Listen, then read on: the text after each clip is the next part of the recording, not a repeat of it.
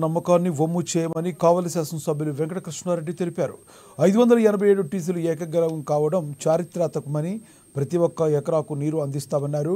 అభివృద్ధి సంక్షేమ రెండు కళ్ళుగా దూసుకుపోతున్న ఈ ప్రభుత్వం ఉండాలని, గ్రామాన ప్రజల్లో బలం కనిపిస్తుందని తెలిపారు. ఈ సందర్భంగా సాగునీటి సంఘాలు, ఎన్నికల్లో గెలిచిన అధ్యక్షులు, ఉపాధ్యక్షులు, టీసీ మెంబర్లు, ఎమ్మెల్యేలను కావలి టీడీపీ పార్టీ కార్యాలయంలో కలిసి సత్కరించారు. ఎన్నికల్లో గెలిచిన ప్రతి ఒక్కరికి ఆయన అభినందనలు తెలిపారు.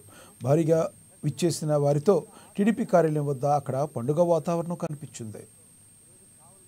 కావలి నియోజకవర్గంలో ఉన్నటువంటి రైతుల యొక్క నీటి యాజమాన్యానికి సంబంధించిన జరిగిన ఎన్నికల్లో ఈ రోజున తెలుగుదేశం, బీజేపీ, జనసేన సంకీర్ణ ప్రభుత్వ నాయకత్వంలో ఈరోజు ప్రజల ముంగిట ఈ రోజున రైతుల సోదరులందరూ కూడా కలిసి ఎన్నికలు నిర్వహించుకుని భవిష్యత్తులో నీటి యాజమాన్య పద్ధతుల మీద, చెరువుల్లో ఉన్నటువంటి వాటర్ని ఎలా మేనేజ్ చేయాలనే దాని మీద చర్చించుకుని భవిష్యత్తులో చెరువులను అభివృద్ధి పరుచుకుంటూ, తవ్వుకుంటూ ప్రతి ఒక్క రైతుకు కూడా ఆఖరి ఆయకట్టు వరకు కూడా నీళ్లు అందించాలనే దృఢ సంకల్పంతో ఈరోజు కావలి నియోజకవర్గంలో దాదాపు 58 చెరువులు, 14 మైనర్ కాలువలు, 8 మేజర్ కాలువలకు సంబంధించినటువంటి ఎన్నికల నిర్వహణ ప్రక్రియ ఈ రోజు పూర్తయింది.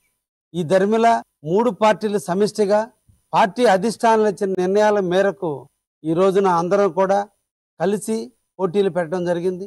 ఈ ఎన్నికల్లో ప్రతి గ్రామంలో కూడా ఈ ప్రభుత్వం ఉండాలి, ఈ ప్రభుత్వం రైతుల పక్షపాతి ప్రభుత్వం, ఈ ప్రభుత్వానికి ఓటేసి రైతుల యొక్క సమస్యలన్నింటినీ పరిష్కరించుకోవాలనే ఆలోచనతో కావలి నియోజకవర్గంలో ఉన్నటువంటి రైతుల యొక్క నీటి యాజమాన్యానికి సంబంధించిన జరిగిన ఎన్నికల్లో ఈ రోజున తెలుగుదేశం, బీజేపీ, జనసేన సంకీర్ణ ప్రభుత్వ నాయకత్వం.